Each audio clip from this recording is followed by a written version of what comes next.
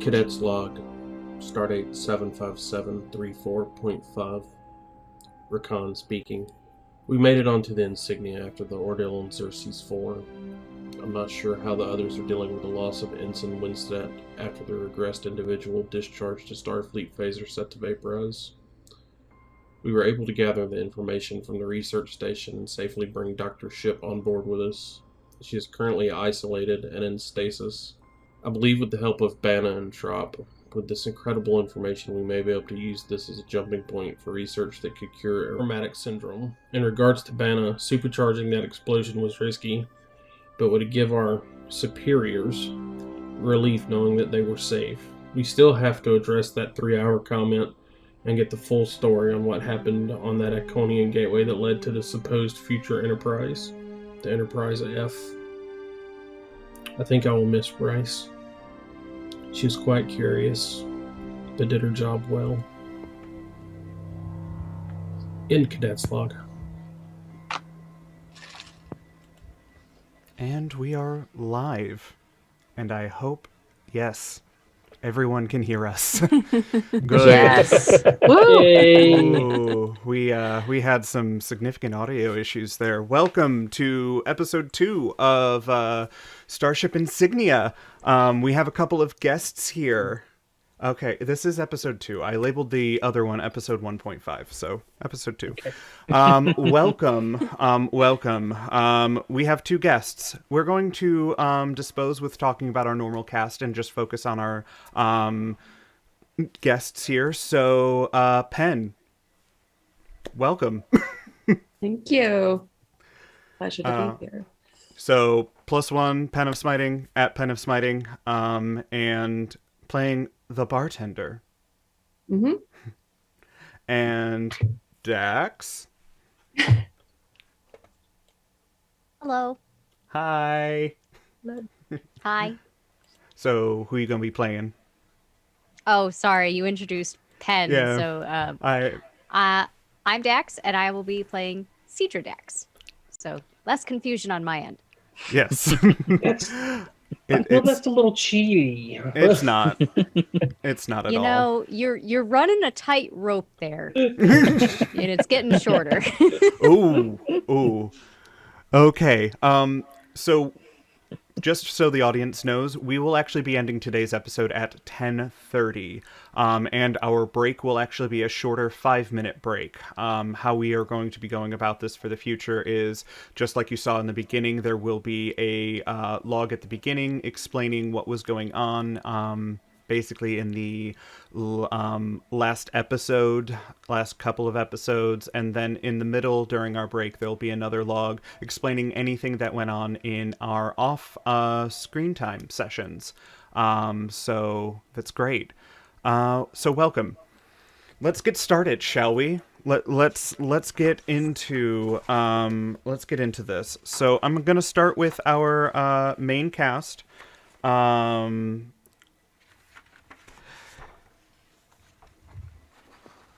Trop. Yes. Where have you been hanging out this last week as the Insignia has been traveling to Deep Space Nine? Well, I initially, as you saw at the end of the last episode, I had started in our general quarters, attempting to continue my research. However, between the issues of continually needing to set monitors and displays so that they are not interrupting my coworkers' sleep, and the constant calming tribble snoring in the background that was making me want to take a nap, even though my species doesn't take naps, I decided to go somewhere a little bit out of the way to continue researching whatever I needed to, and the place that he would typically go to do just about any sort of studying is whatever common area, in this case, the ship bar, as soon as it's open, because I don't know when it would have been open. All right. So, you are in this crew lounge, and how often have you been hanging out in here? Have you seen other people? Have you had enough time to study the walls? Oh, definitely. He probably would have shown up at night. So late at night after usual first shift crew would have gone to bed, and second shift was probably just getting off of work, and third shift, night shift, was getting into the swing of things. So he would have been chatting with everybody who had just gotten off of their duties and was hanging out, and he would have definitely taken some note of what the place looked like, because uh, obviously he's had enough experience going around to different lounges and different social areas that, you need to kind of get the lay of the land. Different things will tell you what kind of a vibe you should be going for to kind of fit in. Nice. So along the wall, you actually would have noticed a interesting looking painting. It's something that you really haven't seen in a while, not since you joined Starfleet. So the painting itself, it's an abstract painting with bold colors. There's plenty of white space, so the riot in its center stands out even more. The strokes are made generously and gracefully, and heavily with deep, decisive intention. This is likely one of a series. The subject has clearly been painted before, although there's little to hint to what it is, but it's clearly meaningful, and there is a personality behind it. You would step back looking at this. I'm guessing you're very interested in this art, I hope. Oh, definitely. Okay. If it's something that he recognizes and, would have not seen since joining Starfleet, he would definitely be interested to see what it is, or at least try to figure out what it is if it seemed that familiar. Excellent. So, as you step back and look at it, you allow the light to catch the layers, and you can really see the layers. Maybe because the reason you recognize it is you recognize something in the image as well. Probably because you're Denobulan. You recognize the curves in the profile, the telltale sign of your forehead ridge, the long sweep of what would be a lengthy smile. This is definitely a Denobulan that was painted. Definitely. But it's been painted by someone trained in the art of something you wouldn't even expect to have on the Starship, called soul portraiture. This is someone's soul, who they are to the artist and themselves. There's an overall sweetness to the coral, and a deep strength in the blues, and the beach-combed striations of eggshell, and plum, and there's a light playfulness in the soft green sea foamy spray frothing on the edge of the canvas, and something almost decadent in a tear-shaped whirl of amber and brown. You could probably hazard a guess. This person was young, but mature for her age. Beautiful, smiling, likened to walks and perhaps music, dancing. There's a noble bearing here, either admiration or birthright, that the artist either sought to capture or felt. She was undeniably a member of Starfleet, though. Although this is an impressionist painting, in the purest sense, you feel like you would, if you had met this person on the street, you would recognize her instantly, having seen this. Which is odd, as you wouldn't be able to describe one thing about her face, but you would know her as easily as if it were a hologram. Such is the art of Endirtry. Sorry, I can't read my own pronunciation. Endirtry, a soul painting traveling through the stars. And the reason you recognize this is because... Which planet were you born on? I was actually born and raised on Beta Z. His entire family was a diplomatic family, and that was where they were stationed. And he had lived there as long as he could remember. He probably would have seen very similar paintings among different households of the closer families that his family knew. The only question I would have about it is the painting, is it an actual physical painting? Like, is this the actual, like, canvas with the actual paints on it? Okay, because Yes. obviously there, I would assume, given, the amount of, depth and emotion that he was able to get from this, but he had probably also seen some that were done digitally or copies of originals. Yeah, definitely. However, what's really unique about this, and what you know about soul painting, is that it has the best impact when it is physically painted. It almost comes alive to you. It is imbued with that beta Z ability to kind of provoke thoughts and feelings and feel them out, and read minds in some cases. So you can definitely feel that coming out. Digital versions and copies, they're beautiful, but they just don't have the same effect. Right. Though there might have been ones that were made digitally for specific reasons. Some people choose digital mediums. I was just wondering if, it was A, a physical painting, and B, in the original medium that it had. Yeah. Definitely. So you definitely have noticed this as you are hanging out in this crew lounge, lower deck lounge, and it's really, really interesting because what would a soul painting be doing on the Insignia? I would hazard a guess that he would know that a painting like that usually doesn't leave the main area where somebody would feel most at home.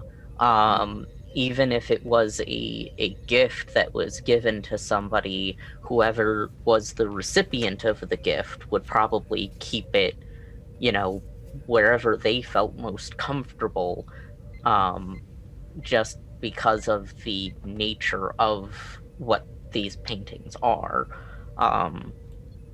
It's not exactly private necessarily is the word, but it's very personal, and it wouldn't be, unless it was a, treasured object of a lost crewmate that everybody knew. Maybe that would be the case, but he would probably expect to see some sort of memoriam plaque near it if that were the case. So as you're kind of thinking about, what this painting meant to whoever painted it, and to whoever the painting is about, you get a little blip on your comm badge, and it is actually Rakan and Bana, who have just done something pretty incredible, I would think. What are you guys doing? What's happening? The camera swishes over to Science Lab number 5. Bonnet, I swear to God, if you burn me with that soldering iron again. I told you to put your fingers. Don't start with me. It's this big though. How else am I supposed to hold it? Look, see the tweezers right there? You pick up the tweezers. Aren't you a science officer? I shouldn't have to explain this. Grab the tweezers. Medical officer. You wear the blue uniform. Come on. Trop, you hear all of this because the comm badge was activated for you. I'm just saying, you hear all of this. Oh yeah, no, he's sighing and thinking to himself that he hasn't even had a chance to have a proper drink. Trop. We've got the translator fixed. Do you want to be here for the first run? Yes, give me one moment here. Great, bring me a Bully and tonic while you're coming. You understand that everything alcoholic ceases to be once it leaves this room? Oh, crap. No, all right, I'll stop by later. Okay. We've really got to fix the replicator in here. It's on the list, I promise. Oh, okay. So, why don't we explain to our audience what we're working on here? Sure. So our lost crew member had, I don't think in their possession is quite the right term, but handed off a tribble to Bana, along with some tech that was intended to allow us eventually to communicate with said tribble. It has been an ongoing project for a little while now, basically since we got back on the ship. Working with components that small, I mean, first it was many runs to the industrial replicator until I got the parts to make ours an industrial replicator. And so the work has picked up since, and we are on the verge of hearing our first tribble words. Excellent. So, you have already rolled for this. I made sure to have this done behind the scenes because I wanted to see this happen. And in true crew fashion, Bana and Rakan rolled successfully ×5. So they're starting out with a little bit of momentum, which is great. So this is what happens. Tiny objects. So, Rakan, you're carefully placing, Toulouse is, kind of laid out on her side a little bit. We took the little bowl. Yep. Mm-hmm. And we lined it with one of Bryce's sweatshirts and put Toulouse in it so they could be comfortable. The whole time explaining what we're doing, and then we part her little hair to where we saw that metal plate that was in the diagram. Every time we need to do anything, it's always checking in. 1 chirp for yes, 2 chirps for no. And you often hear the triple coups, the one coup, 1, 2 with everything that you're doing. It's very, very cute. So Rakan is actually doing the surgery bit, and Bana, you're actually at a console checking the tech to make sure that everything's online, everything's connected as it's supposed to, and you actually hear Rakan a little, as in the piece kind of clicks into spot with Toulouse's little spot that she has near where a Tribble's temple might be, wherever that is. So with that, you see the computer screen actually light up green. Everything's good across the board. Everything says this should be working right now. Okay, Toulouse. It's been a rough week. It's been a rough couple of weeks. Talk to us. How are you doing? Toulouse stares in trouble at both Rakan and Bana. But no words. No words, no coups, no anything? Just Nope, Tribble just stare? silence. Okay. Toulouse, if you can hear us, chirp once for yes. Here's 1 chirp.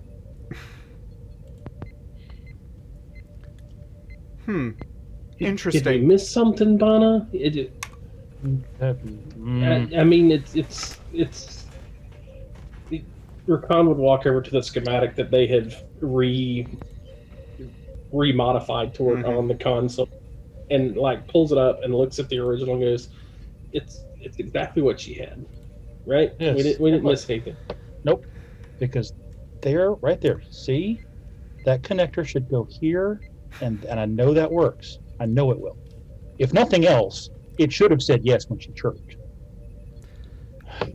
At that point, Trop, you're actually coming into the room. It's been, the requisite amount of time to get from point A to point B, and you join your party. But as the camera shows you entering the room, the camera actually goes around you in the doorway, and we see Dax walking down the hallway towards the nearest transporter room, actually to the nearest docking port, which is just a few feet away.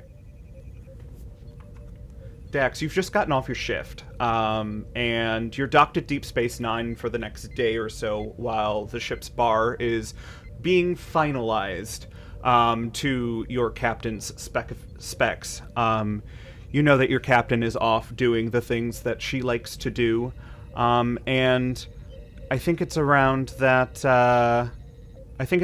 Time for that treat that you give yourself. At the end of your shift You make it treat. sound so insidious. I'm sorry. It's not. It's a good treat. I'm sorry. No, it's fine. The character is now set for the rest of the session. That is it. The audience needs no more. Done. Great. So you're actually going to be walking through the docking port. You hear the nice clunker doors, which is really nice, and you actually head out onto Deep Space Nine's promenade. The promenade for Deep Space Nine is huge. It is absolutely ginormous. It is a giant ring of station where, you walk around many times. The promenade is the complete center column. Along the outer wall, there's a ton of little, nook shops, kind of like a strip mall sort of idea. But the main feature right in the center is, of course, Quark's bar. Deep Space Nine is very familiar to you. It's kind of like a second home, especially for the Dax symbiont. And I think that I hope that you're heading to Quark's bar, because I think there really isn't anything else going on. There's people walking by. You actually notice a Starfleet officer, presumably from the other ship that's docked, the Wellerman. However, something that you notice about him is that his uniform's a little bit odd. And by odd, I mean it's almost like a scant uniform, except it's not a one piece. And a scant is kind of what Trop is wearing right now. And it's actually a kilt that's at the bottom. It's like a tartan down at the bottom. So you walk by him, and you head into Deep Space Nine, and there's our lovely bartender. I will walk up to the bar, take a more or less usual spot, and just give the bartender a nod. Nod back and set a drink on the bar. Same time. Pick up the cup. I almost stick my nose in it as I'm looking down in it. So what is it tonight? I called it an anomaly, just for you. Take a sip. I like it. You always Shit. do. Fair, but perhaps you should add this to your normal rotation. I will make note. But hopefully it won't be a normal rotation for long. I'm waiting for Quark to come back. Another family emergency. What is it this time? As long as it doesn't involve screaming at me, I'm fine. I can't say I blame you for that. Long shift? Long enough. So with that, with that, the ensigns get a little bit of a boatswain whistle over the loudspeaker, saying that anyone who is not on duty right now is more than welcome to hang out in Deep Space Nine for the remainder of the time here. It gives the computer gives about 12-ish hours before the ship can actually take off and head to the Gamma Quadrant. So, has anyone of the ensigns been to Deep Space Nine before? Not with this host. Okay. Yeah. Gerard would have been there. But that was 3 lifetimes ago. Okay. Great. I can say Rakan has never been. So does the party want to go visit Deep Space Nine? Oh, yeah. You know that drink that Bono wanted? He now wants 3, because this is at least 2 weeks worth of wasted work. Yeah, this is kind of... And if the bar lives up to its reputation, he can get the not sent to hall versions of this. Mm-hmm. So, yeah. He would be zeroing in on where he thinks he remembered the bar being roughly 50 years ago. Luce, you like to go on an adventure and explore Deep Space Nine with us? You should see Toulouse start bouncing up and down. Who would you like to ride with? She scoots towards Bana. Well, he'll scoop her up out of the bowl and get her where she needs to be, and they've got into a routine now that she's in one pocket, cookies are in the other, and he just steadily transfers.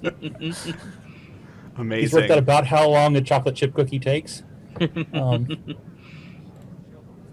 Nice. Okay, you walk there. Bana, your sense of your past lives, sense of direction is impeccable. Also, Deep Space Nine hasn't changed much in 50 years. So you got that going for you. So in front of you is Quark's bar. Emblazoned, you hear the noise of the Dabo wheels, people gambling, gold-pressed latinum. The bar is just alive with people for it being, late-ish in the day, in the ship's rotation day anyway. And you actually notice someone from your ship sitting up at the bar. And it is one of the bridge officers up at the bar, enjoying a drink, kind of just, I'm imagining Dax is holding it like this, and just kind of like, perfect. I love it. This Dax is my favorite. So you see Dax doing this, and you also see just a lot of open spots up at the bar. Bana's typical pattern is to go to the farthest seat from the door. He kind of likes to sit at the end, and then will motion Trop to the seat next to him, so they can people watch as folks come in. But as we already have a crewmate at the bar, and he hasn't gotten to know the lieutenant yet, he would definitely sidle up alongside and ask, is this one taken? Do you see anybody sitting there? Fair enough. Just had to ask. Could be holding for someone, I never know. I try not to reserve seats. Tends to be rude. Good policy. Barkeep, if you would, bullion tonic and blood wine chaser, please. Bullion tonic, blood wine chaser. Cheers. And for anyone else? Can I get a Vulcan brandy? Welcome, Brandy. Bartender's busted. I'll have to go look for it. Can I give you a minute? Sure. Thank you. At the sound of the bartender's voice, Bana, you can feel Toulouse start purring and vibrating in your pocket. No harm, no foul. And he would pull Toulouse out and just let her have a seat right up on the bar. Slide her a cookie. Just to determine, bartender, did you walk away from the bar momentarily? Just a moment. Okay. So you probably got back as Toulouse was put down? Yeah, I was bringing over the drinks, not to Morn, because he probably has something else that I'm going to need to do, and probably Right. stop. Mm-hmm. Okay. Cheers. Trop, what are you gonna order? That depends. Is the bartender familiar to me at all? You definitely recognize the bartender, and as in you recognize the bartender's planet of origin, I should say. They are Beta Z. Okay, but that's right, the subject of the painting was Denobulan. Correct. Okay.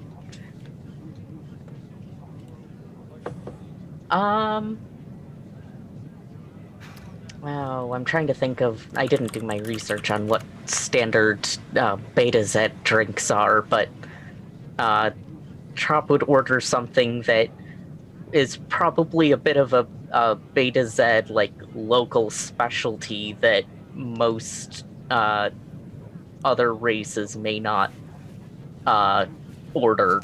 He tends to order drinks that appeal to whoever he wants to talk to. So whatever that order is, the bartender definitely stops and says, I haven't heard that for a while, but I think I can get you. You would probably not anywhere near as clearly as speaking to another Betazoid, but you would hear a distinct mental thank you. Which would be appreciated. Moving on until we see what's on the bar. Yep. Yeah, you definitely... This is how I imagine the scene going. You take his order, and then as you go to turn, the bar is like here, as you go to turn, it's kind of like the camera follows your head and stops. As your head stops, you look down, and there's a Toulouse in front of your eyes. Yeah, that's Toulouse. Where have you been? We've been looking for you for I don't know how long. Quark was almost gone. Where have you been? Where has he been? Has he been with you? She been with you? Most recently in my pocket, yes. Toulouse. Honey, what did they do to you? I would pick up the tribble, because I can tell there's something modified on this tribble. Mm-hmm. And I pick up the tribble and I hold it. I said, what did you do? What did you do? Turn to okay. Dax. Dax? Lex? Yes? Lex? Holy They- shit, work! They fixed me. I'm gonna need more to drink.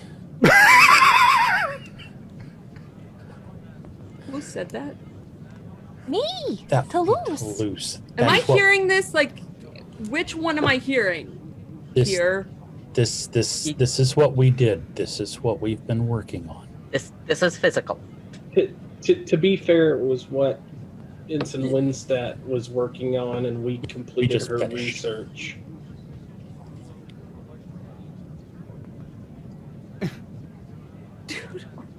Tribble. Toulouse just What did they starts do? purring. Yeah, just petting the tribble, petting the poor little Calming down. experimented calming down. on it. Yeah, no, that's what? And are you okay? Yeah, I'm fine. They've been taking care of me. I'm talking to the tribble. What is going on? What? Okay, What so happened? Lex, was it? I believe that's what Toulouse just called you. Yes. Yes, the Tribble can call me. What happened to Toulouse? Well, that's a long story. And we've got some time, and we're going to put the Tribble down carefully on the bar, and we're going to listen. I'm a bartender. I'm very good with listening. Start talking. Talking would help. So it all started with Ensign Windstat, who was a member of our group when we went through the. Who of the you have Maroon. Ensign Windstat? Which one's Ensign Windstat? Ensign Windstat was killed on Xerxes 4. Okay. I'm still listening. Go ahead. More talking. Toulouse stops purring for just a minute. That's Toulouse. And That's Toulouse so- actually reaches underneath the bar for what we usually give Toulouse. Because we have a lot of the bar snacks. And we're going to put that up. Usually probably the sweet and salty peanuts and put those in. You were saying? Bana, do you happen to have Ensign Winstat's old journal and notes? Yes, actually I do. If you want the full story, Lex, and he would pull out a nice linear chip. I actually have it, but I'll give you the short version of this. Right. So Ensign Windstat, science officer, no longer with us, has for a couple of years now been doing communication research with our friend here, who is apparently a Tribble of extraordinary capability. Yes, we know. She's Yes. quite Well- special and missing. And it's very... Do you know how hard it is to put out an APB on a Tribble? A lot of them look alike. Funny enough, I'm worried about that, which is why if I ever got her talking, we were going to have a conversation about a Viridian patch, but that's a whole other set of complications. For now, Rakan and I have been continuing Ensign Windstad's work, basically trying to do exactly what you've heard, so that we stop playing the game of, yes, one chirp, no, two chirps, and can have a real conversation. The key phrase is that she was experimenting with Toulouse, not on Toulouse. That's a very good... That's an excellent distinction. Thank you. And so we have... Did you just come from the Farragut? No, The Fermi? Insignia. You came from Insignia. You came from Insignia? Oh. Can I just interrupt to say that this whole Oh. time my drink is up here and my eyes are just going back and forth during this conversation. And every time the name Lex is mentioned, I look down in my cups. So wait. So like, Toulouse what was is on the Insignia. Yes, she came with us. Ha. Okay. From So Starfleet Academy. right. Not. We shall keep that quiet from the bridge crew. That's what we shall do. It's an excellent notion. Are you okay? Eyes, Dax, and he comes What does Dax do at that? Dex Just- at that point is looking down in her cups. Or rather, I am looking down in my cups like I didn't hear it. I don't know what you're talking It makes security cranky. Okay. So Now, okay. I don't know that we've gotten off to a bad start, but we've gotten off to a weird start. all right, one moment, please. You get another drink, and you get another drink, and you get another drink. Thank you. And I'm on duty, so I'm not getting a drink right now. I'm double checking with Toulouse. Is Toulouse all right? And with the little peanuts, you doing okay? I'm great. I'm so happy to see you again. Okay. I am so happy. All right, that's excellent. So, thank you for bringing Toulouse back. That's fantastic. Quark will be very happy once he learns and he's back from screaming. Excellent. And thank you, Rakan. You're Rakan. Yeah, I was getting to the part of actually introducing us. Yes, Bana and Dari. Hi. Thank you, Indari. Yes. I see. And yourself? Me, Bana. Oh, sorry, drop. Excellent. Very, very good to meet you. I'm going to serve Dax. Do you need anything else? Oh, my anomaly's only half through. Thank you, though. I'm You hear a small Excellent. clang behind one of the Dabo tables as a glass shatters because one of the Dabo players got a little tipsy and doesn't know how to handle their totally not Romulan ale that they snuck into the bar that you knew about. I'm gonna get that. And the bartender goes to the Dabo table to address Great. that. So, Mhm. Toulouse, I believe the question, because the bartender kept saying that Quark is going to be happy that you're back. Do you want to stay here? Do you want to stay with Bana, Trop, and myself? Well, I would like to stay with you. I like being with you. And you are all Bryce's friends. I want to stay where she felt safe. Also, I What? can't imagine that Quark's bar is a very safe place for a triple. No, I had to do a lot of hiding. I imagine so. Bana goes for another cookie. I don't know what you like better, but just in case. The cookies are better. Oh, the power Keep goes you out. supplied. And you hear alarms. We do not. Oh. Hold on, let me see if Stream hears them. Stream hears them. Your safety, all civilians are asked to return to quarters in the habitat ring. Starfleet Well, and Bajoran officers isn't are that asked to just remain at station lovely? and at yellow alert. Oh dear. The security vessels and Deep Space Nine, all connected docking ports and internal terminal Going lifts to, have been disabled and Closing the curious. Dabo tables. crew members aboard from the Yes. USS Insignia or the USS Wellerman. Please That's less than report ideal. Alpha in the habitat ring. Thank you. We hope to restore power shortly. Trop would immediately start going around to different tables, assisting anybody who needs help with stumbling their way over to the door. You're definitely helping some people over to the door.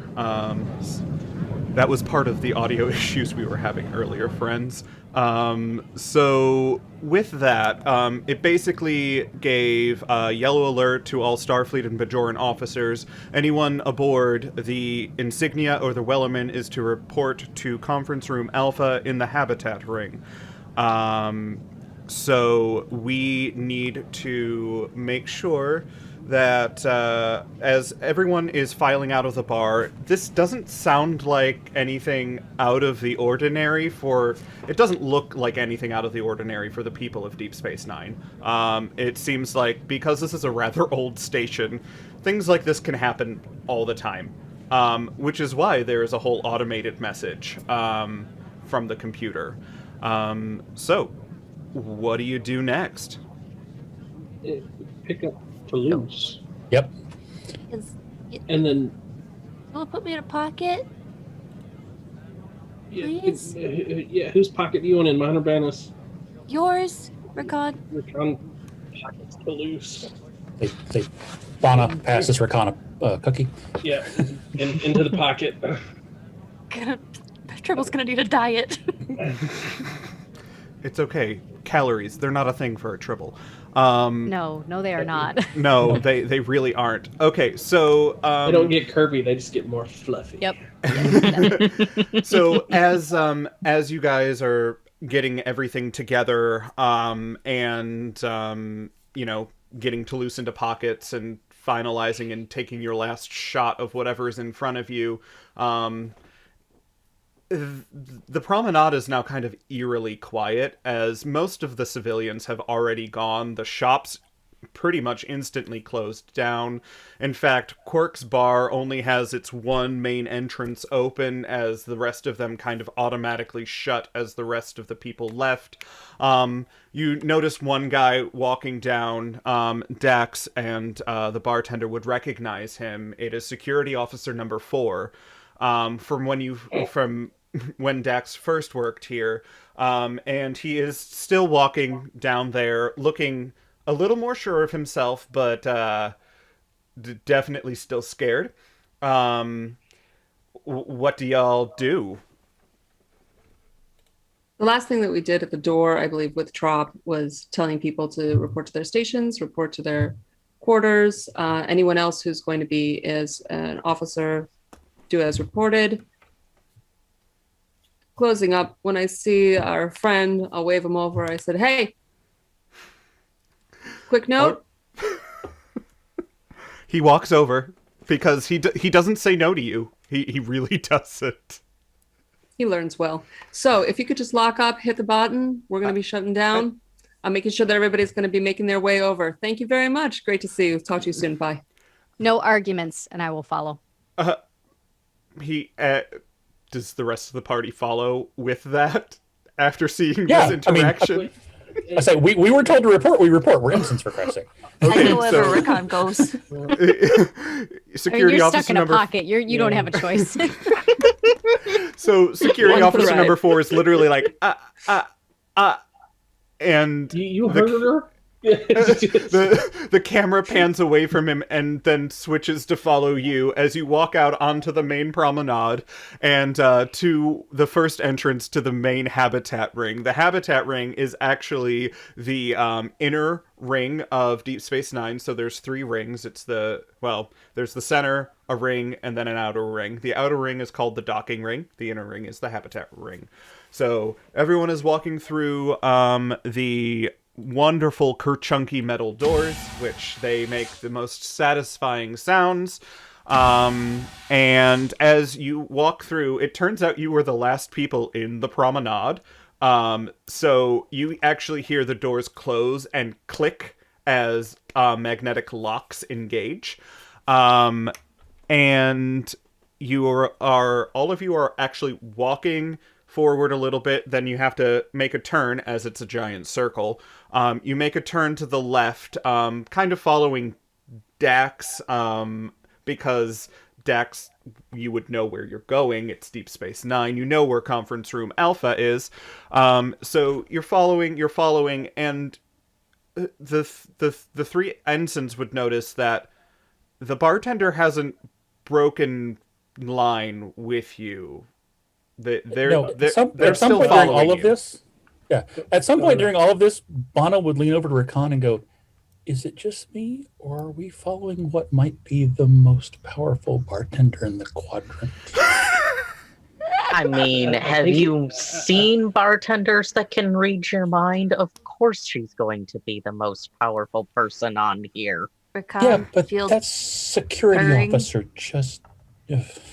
I got a question. How loud are you saying this? Oh, we're whispering. We're whispering. I say, if you're the next person in front of me, you probably hear it, but I'm talking backward to Rakan.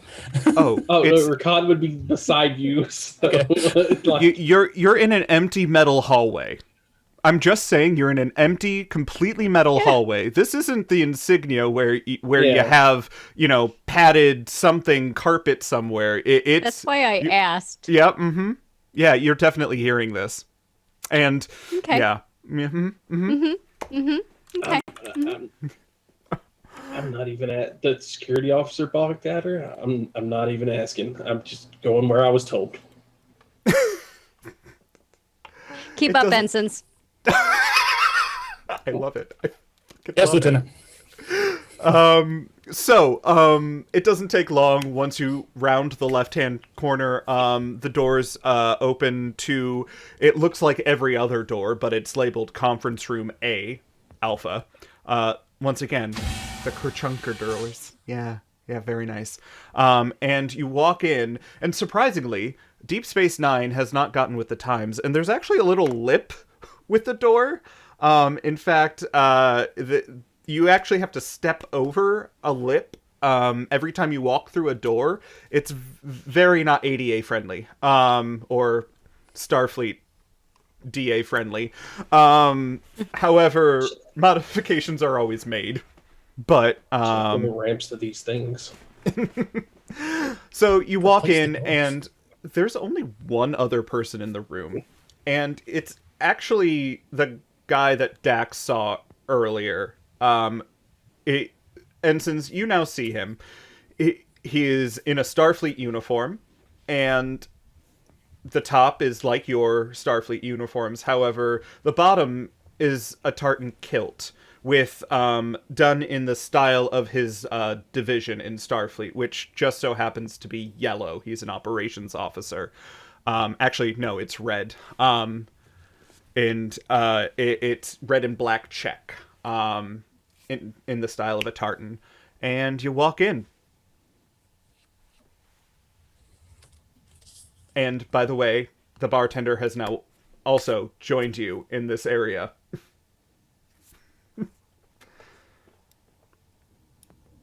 I'll go and stand kind of near the other officer.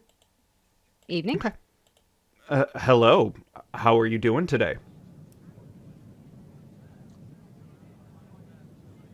How about you? Doing well. Just a little bit confused about what's going on. I can't get back to the Wellerman. The docking ports are locked. In fact, I just tried to contact my ship, and I can't even get a comm signal out. Well, that happens. Are there... is it like a conference table and seats? Yeah, conference, kind of like longish conference table seats. There's one screen on the wall facing the head of the table sort of deal. And there's another wall here that has a screen on it. And he goes, this is my first time out on this way. Deep Space Nine is not super familiar to me. Does this happen often? Well, quite frankly, yes. Oh.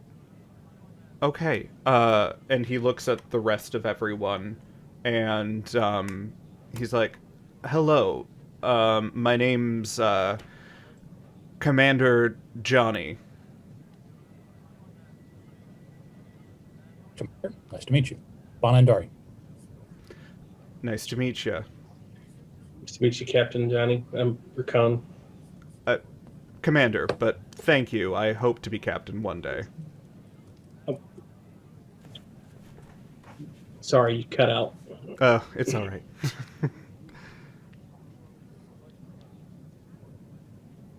Commander, do you have a report? No, I'm here waiting for... Who are you? And just at that moment, the screen at the long end of the table flicks on, and it is the commander of Deep Space Nine. Dax, you're very familiar with this person. He was the one that let you go and join the Insignia crew. And he pops on and he says, "About fucking time you got comms back. Jesus." You could tell he's really frustrated. He normally doesn't swear, but he is really... Nice to see you too, Commander. Dax, I thought you would be, on your ship. Stoddy, good to see you. Good to see you. We'd also like to be on the ship, but unfortunately it seems like communications are down. Are they still down? I got internal communications down, Captain, but it's, Takes it out, puts it on, hits. Reporting to Yaz. Yaz, do you have a report? You get static in response. Like I said, I can't get external comms out, but internal are fine. I'm having an issue. There's this power failure has really gotten us into a pickle. And with that, we're going to go on a small break, friends. I hope everyone has a lovely break. Get up, do the things, and we'll be back in about 5-ish minutes. Before you head off and do the things, please wait for just a moment for our second log of the day. Personal log, Ensign Bana Indari. Stardate 75767.7. I got my first taste of what normal will be aboard Insignia today. For part of me, it felt like coming home. Well, for 6 parts of me to be exact. The part of me that's still just me was nervous as hell. 4 years of training and multiple lifetimes of memory are not the same thing as actually living through something. But I think I acquitted myself well, and the crew around me were welcoming and supportive. I don't know what she was like before, but this retrofitted Insignia is a fine craft. In short, I think I'll like it here. Which doesn't mean I'm not looking forward to the bar opening so I can knock one back at the end of the day. Synthahol from our increasingly modified replicator isn't bad, but I miss social spaces. I miss, people watching with Trop. And I miss Bryce. Every time I work with Toulouse, it tears at me just a little bit. I've been able to throw myself into the work trying to finish what she started, and with Rakan's medical knowledge, we're close. Very close, in fact. But she should have been here to see it. Her family has been remarkably understanding and gracious. When the time comes, I hope I can introduce them to Toulouse as well. I'm sure once we get her talking, she'll have lots of stories to tell.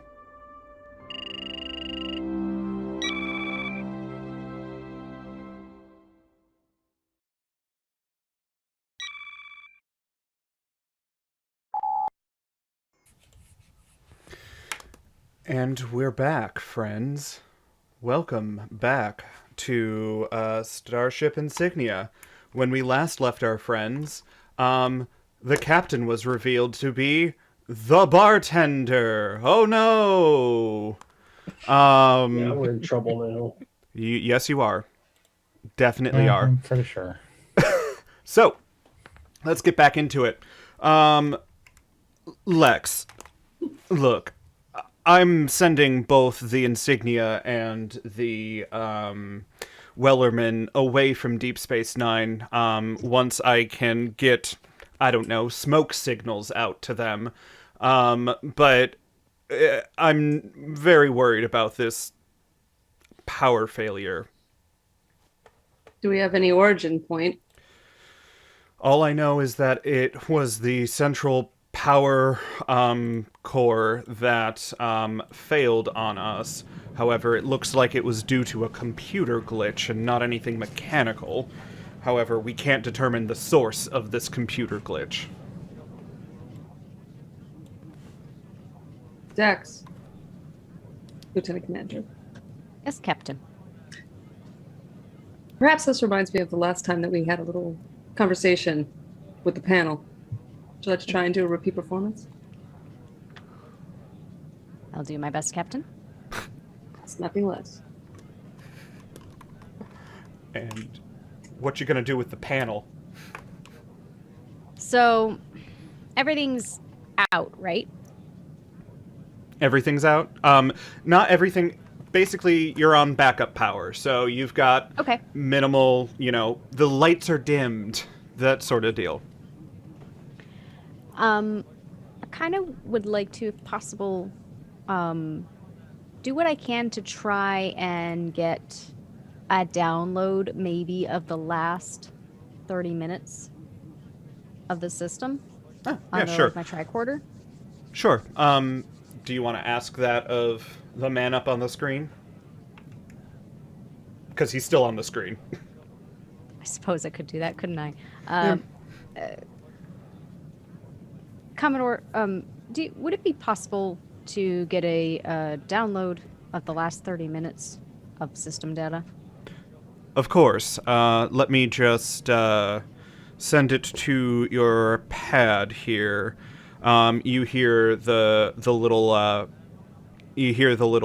beeps of the data being downloaded, and it's coming across your screen.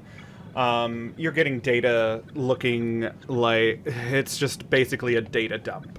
Just a big old data dump. And it's going to take some sorting to look at it.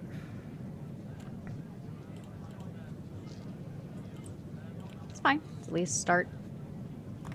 In the meanwhile, I want to turn to the 3 ensigns from the bar. I say, and you 3, you were the ones that reverse engineered the material in order to work with Toulouse, correct? Yes, Captain. Yes, Captain.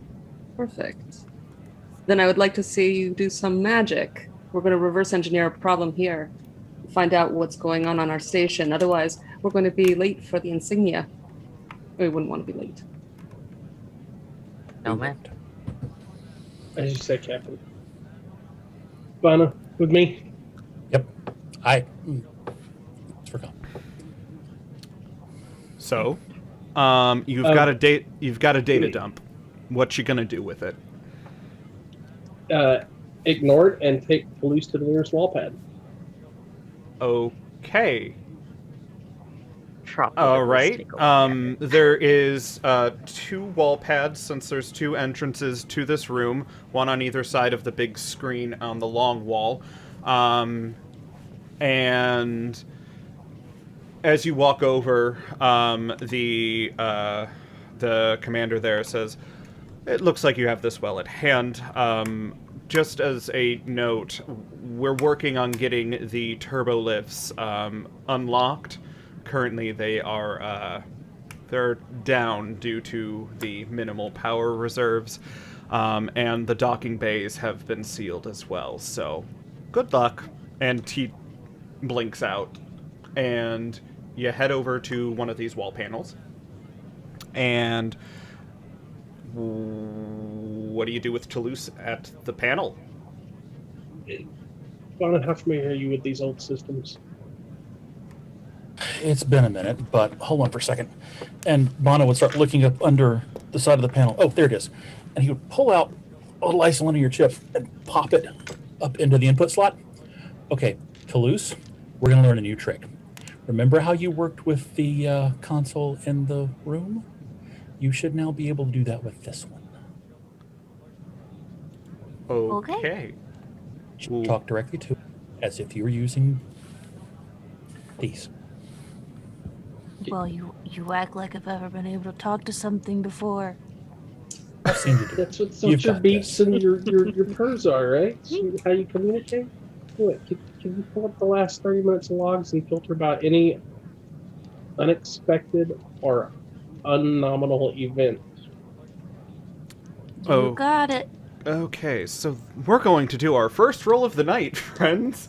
Toulouse, give me a... hold on, I got a whole list here.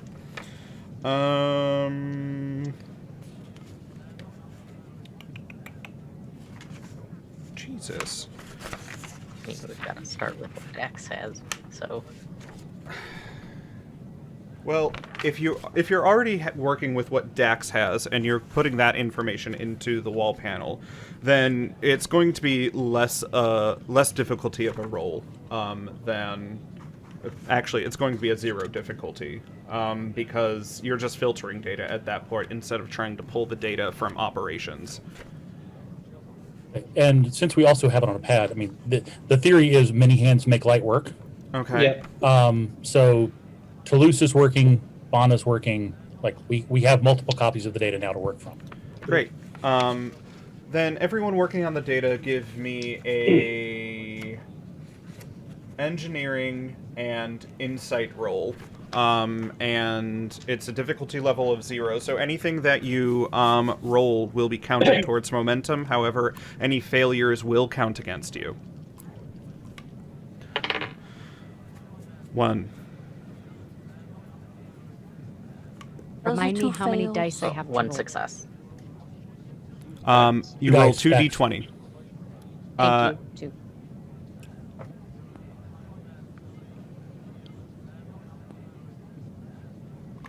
Lord. Would I be allowed to help manipulate the data while holding the loose? Yes. Give me the engineering and insight. Dax, what was your target score? I believe is 13. What did you roll? Yeah. I rolled 2 14s. Oh, rough. Okay. I got a 4 and a 1, so I got 3 successes. I don't know if it matters for Dax's rolls, but I do have collaboration con. Okay. And what does that do? I believe that's wait, that's con you said, right? Correct. Okay, con is flying. Okay, flying only, got it. Yep. So with 1, 2, and Toulouse, you said 2 fails? Okay. Actually, I get to roll one more d20. Go ahead. I got a 3. Okay, Great. so 1. That's 6 total. Okay, there's plenty of successes against failures. So this is how it's going to play out. Dax, you actually start looking and start filtering the data on your pad first, but the commander next to you, Commander Johnny, is actually humming a little tune, and it's really, really irritating. You're able to get some data out of it, but it's so irritating that you're just like, you kind of want to slam the pad against your head. It just drones, and it's always in a round, and it's always the same notes every phrase. It's almost like it's a shanty of some sort. Then, Bana, because you're using your cursed dice, you rolled many successes. So therefore, you get the most. You get the most data. Rakan, did you have? Rakan. Oh, Rakan okay. had more than I did. Okay, so then, Bana, you're just going to get a whole bunch of information regarding which computer systems actually, the path that it took.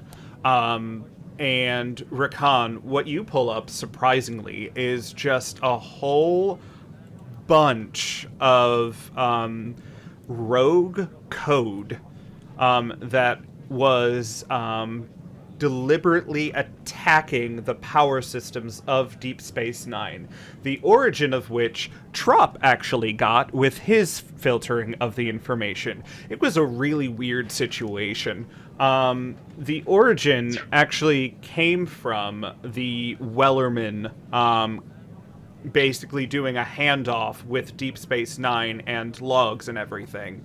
So as logs were coming in from the Wellerman, there was also rogue code in the logs that talked to Deep Space Nine, which Deep Space Nine is a combination of both Federation and Cardassian technology. The only person who could ever get it to work right was Miles O'Brien, and he went to work at Starfleet Academy many years ago at this point. So it's just been left to the best guesses of people.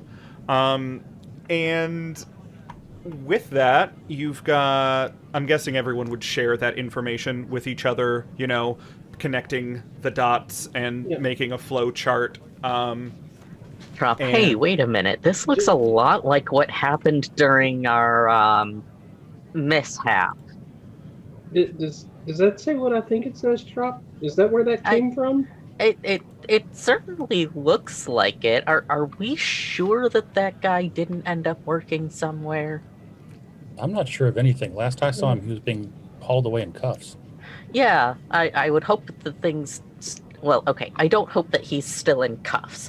I hope that he's still not part of Starfleet after what happened, because otherwise, that's how you get things like this.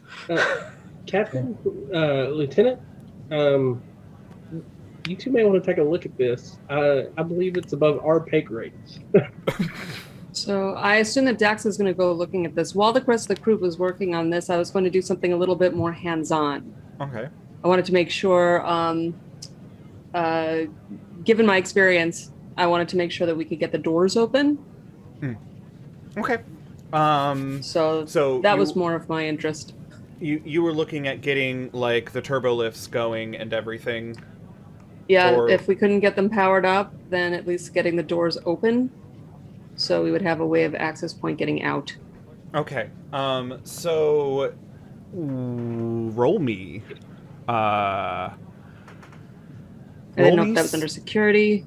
It's definitely under security, and I'm definitely going to say, I'm going to say control, because it's all about accuracy. It's all about pinpointing the right things in order to unlock the right switches, sort of deal. So control and security. Roll me 2d20, and the difficulty is going to be... I'm going to say it's going to be a 2, since you're doing this alone. And... which means you need 2 successes. However, you do have you have 9 momentum, 8 momentum. Shit. I'm going to take 2 momentum. Okay, so roll me 4 d20. Okay. Okay. I have, and that's, so if I make it with a 12, is that a success or a failure? That is a success. Okay, that's 2 successes and 2 failures. 2 successes and 2 failures. I took those 2. Yes. Perfect. So, as you're combing through the data with your own technological device, you're actually able to look into the security systems, which is where these kind of lockdowns are housed in star bases like this and starships.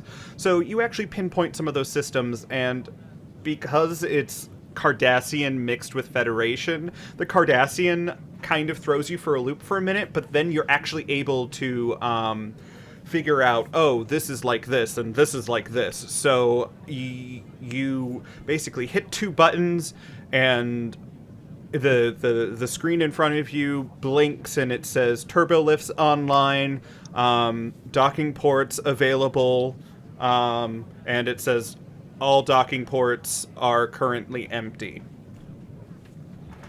Okay. There's a better way out. You said something, Ensign. Yes, Captain. He turned the pad to show where it shows the road code came from the Wellerman. We turned to Johnny. What? Was I supposed to be doing something? Well, you can explain this. He looks at the pad and he's like, well, I know that we just updated our LCARS systems. That's the only explanation that I can think of. Most ships in the fleet are on LCARS 47.9. It's been a while since it's been updated in any sort of logical fashion. However, our ship is actually the test bed for LCARS 48. It was supposed to be a more secure system. It was a combined effort between Starfleet Engineering and Starfleet Security back on Earth. He starts scrolling through the code that he's been looking at. Honestly, this looks like... It looks like Deep Space Nine's operating system, which, as I think everyone has realized at this point, he says looking at everyone, it's some sort of Cardassian Federation amalgamation. I don't think it's compatible. Well, I certainly feel more secure. I'm sorry, Captain. This is not something that I think anyone could have even anticipated. Most times people come to Deep Space Nine, they don't even physically dock, they just transport in. He starts to scroll a little bit more.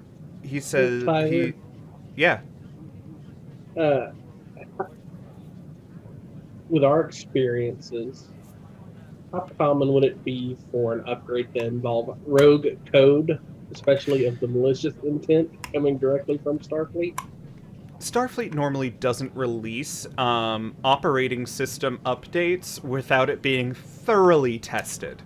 Either this hasn't been thoroughly tested yet, or it was intentional in some shape, way, or form. Yeah. This came from Starfleet. Who and when and where did this actually get installed? Because we probably would have been notified, and there would have been some sort of announcement for whoever wants to pay as much attention to the latest software upgrades, because some people enjoy that. And You figure You can just call me by name. It's fine. I was about to say, I don't recall Bana spending entirely too much time down in the bars like he usually does, poring over the latest release notes. Well, we've been busy. A little bit. Also, like, I'm sorry. Forgive me. My bullshit-o-meter's peaking really hard. Why on earth would an OS upgrade try to install itself on a standard data transfer? Also, Go ahead. sorry. I was gonna say, also, it doesn't even necessarily seem to be trying to install itself. It's installing Something else. but not itself. It appeared to just be attacking the power core. While Johnny is doing this, Commander Johnny, I'd like a read on him, please. Okay. You're feeling confusion. You're definitely hearing confusion. However, you're also feeling panic as the ensigns start throwing the this is not right. This seems irresponsible. This seems you actually, let me ask a question back channel really quickly. I mean, this is Starfleet after all. It's not like the company Apple back in 2020, where they, yes, that's why Trot asked that question, I'm guessing, where they just pushed things and then said, oh, it's a software feature. That's why I'm asking who and when and where. Okay. Stadi, you actually got a rogue thought from Bana, of all people. All you heard was Section 31. I know that you, as the captain, try not to pry into the crew too much, as you do have the ability to fully read minds, correct? That's correct. All right. So you did hear a rogue thought of Section 31 as you're feeling panic from Johnny, and he finally says out loud, I to be honest, we got it installed. I think it was Beta Z at the starbase there. We were watching over some equipment transfers to the Fitzgerald? I believe it was the Fitzgerald. They were heading off to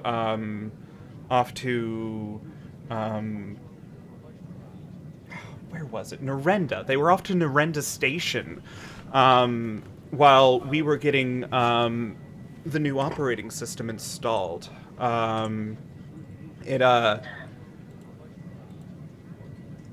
It didn't take long, actually, but I don't know what it's doing or what it's trying to do. Captain looks over at Dax. Why does that name keep coming up, Captain?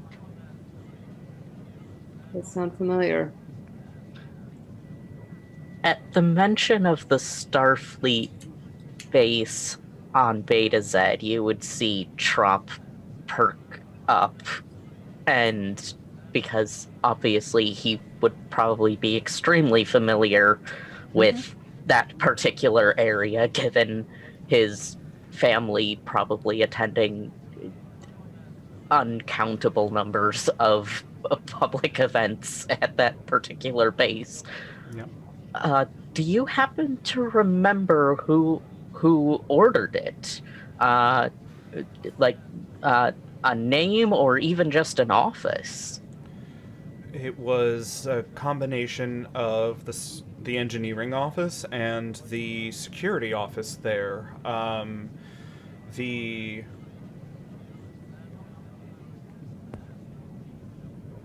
He takes a moment, and Stadi, you feel a change in thought happen. You actually feel his thought go, I remember that being odd. He actually says that in his head that you hear. I remember that being odd.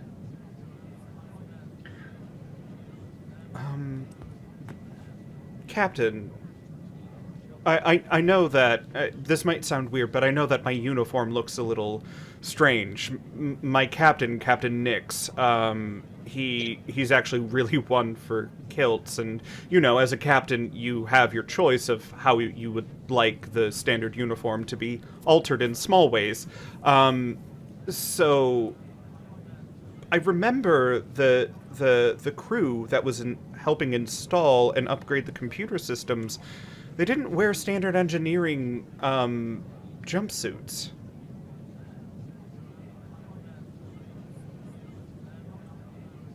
You're muted. Would you recognize them if you saw them again? Most definitely. It was a very odd uniform. Dark. Very dark. Maybe a dark blue? Maybe black even. I don't even know. With piping? Yeah. Intricate, but not flashy. Almost I understand. shadowy. That sound familiar, Tyler?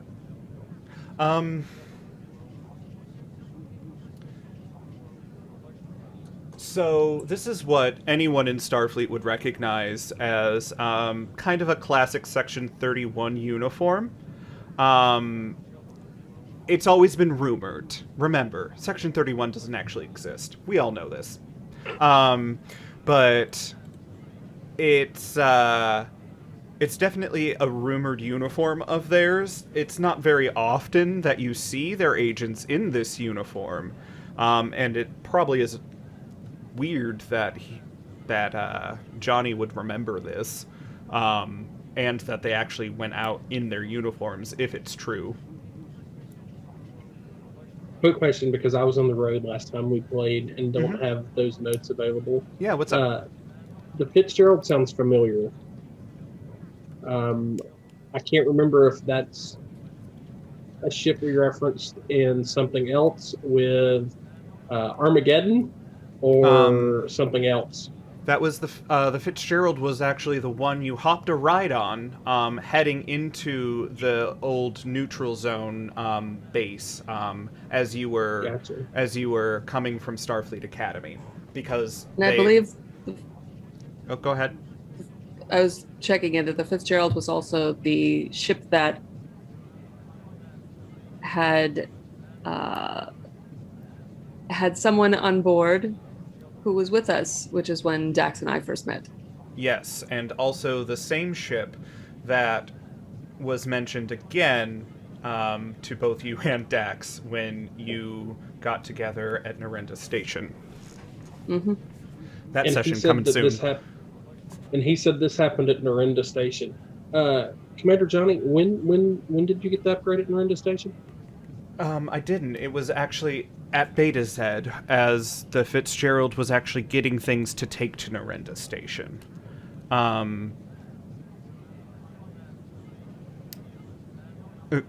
Somebody go. You first. Go ahead, Trop. When did we join? Because I know we took the Fitzgerald to Narenda Station. Correct? You took the Fitzgerald to You hopped aboard the Fitzgerald when it was at Earth. They dropped you off at the run-down-looking Romeo Station, just outside the old neutral zone of Romulan space. The Fitzgerald then went off to do whatever. That is your pathing of the Fitzgerald. In terms of... that's your pathing. Trop. I was gonna say, we got dropped off on their way to Narenda Station. We did not go to Narenda Station. Right. However, if it happened at the base on Beta Z, Trop would probably still have some level of access to any sort of logs of ship arrivals, upgrades, and departures. So he would probably try to access that as everybody's talking back and forth. Okay. I will have you roll for that in just a second. Just as a note, the external communications are still down as far as you know. So just making that note. Did anyone else want to say anything before we roll? To Johnny. John, go ahead. I have a question. Yeah. Given a recent event that the captain and I had to deal with, would it be possible to do a medical scan on Johnny? Definitely. Definitely. It's going to be a difficulty level of 0 because you know what you're looking for. You definitely know what you're looking for. And give me a insight and medicine. Ooh, that's nice. 2 successes? Got a 9 and an 8. Oh, Nice. perfect. Heck yeah. So with that information, as you scan Johnny, as he's further explaining, you know, how the people looked that were helping install, you get a read on there, and you aren't getting the same. You're not getting as strong of a particle reading, but he definitely had been exposed at some point. But definitely, you found what you're looking for, and you can tell that it is decaying at its proper decaying time. As I finish my scan, I'm just going to turn it so that Captain Stoddy can see it. Look, as Johnny's continuing babbling on, trying to make himself seem innocent, even though, as far as you know, he is for right now. Trop, why don't we do a roll? And are you going to maybe ask Bana or Toulouse to try and help with getting external communications online, since it seems the crew of Deep Space Nine is like taking a nap? Yeah, Toulouse, I'm assuming that you're still busy over on the panel over there. So Trop would probably go to Bana and just, basically look, I still have my own access codes, being the child of about a half a dozen different diplomats gives me certain access to logs, but I need to be able to access the ship upgrade logs specifically from the base on Beta Z. Obviously, we need outgoing you need external comms for that, so Let's get care to to work. help? Don't mind at all. We probably should ask. Captain, you mind if I help Trop with external comms? No, Thank you, Captain. as you were. Roll me. Roll me control and engineering, both of you, as full rolls, instead of, so Bana 2, Trop 2. Difficulty is going to be... Difficulty's going to be 5. How much momentum do we have sitting around? 8, I think. A lot. 9. Anybody object to me buying 2? No? Okay, cool. I will buy 1. Okay. Got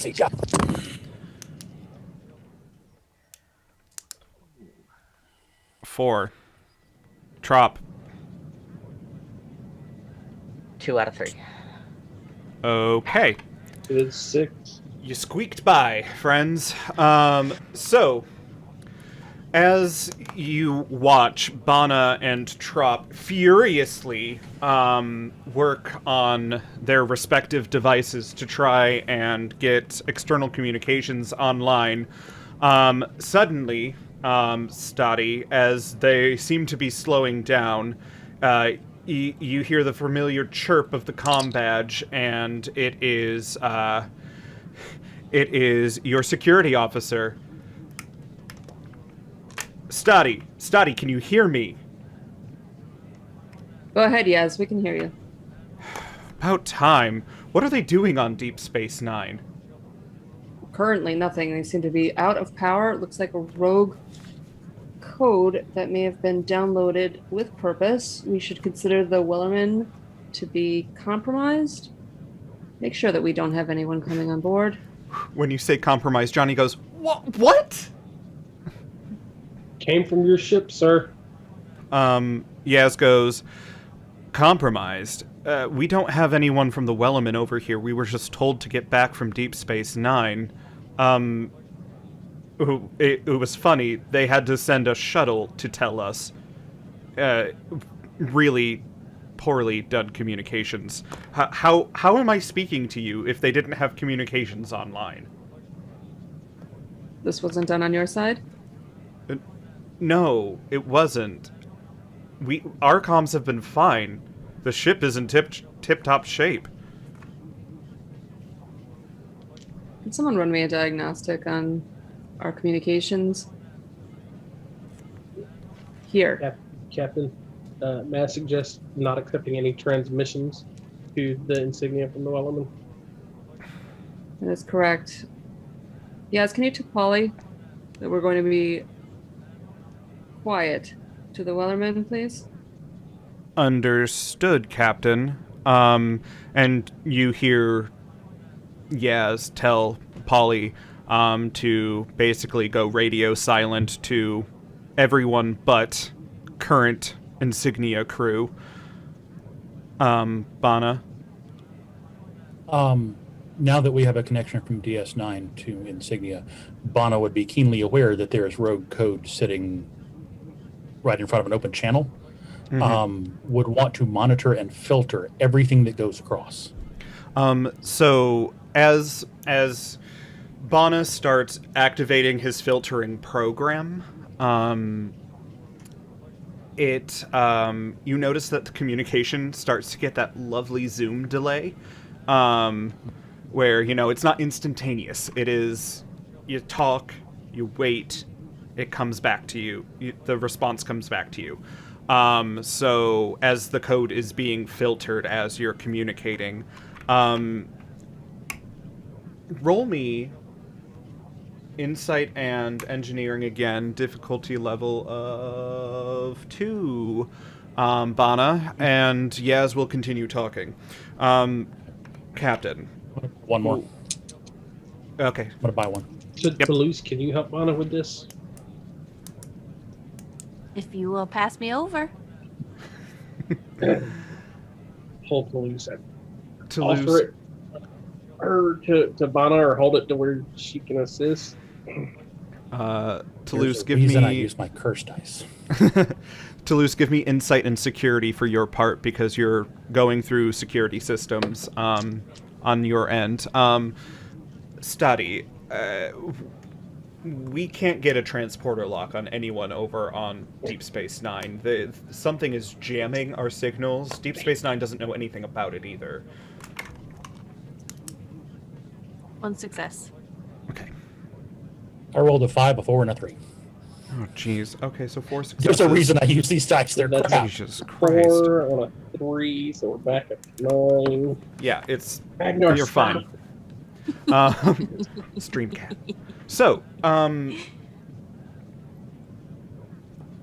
as you hear Stoddy and Yaz talking about, I don't know, ship things, as you're doing things, Bana and Toulouse, you notice that the rogue code is actually trying to get through your filter, but you are deftly knocking it off. You also notice that the transporter systems on Deep Space Nine have been brought offline, and the rogue code is slowly taking bits of Deep Space Nine offline.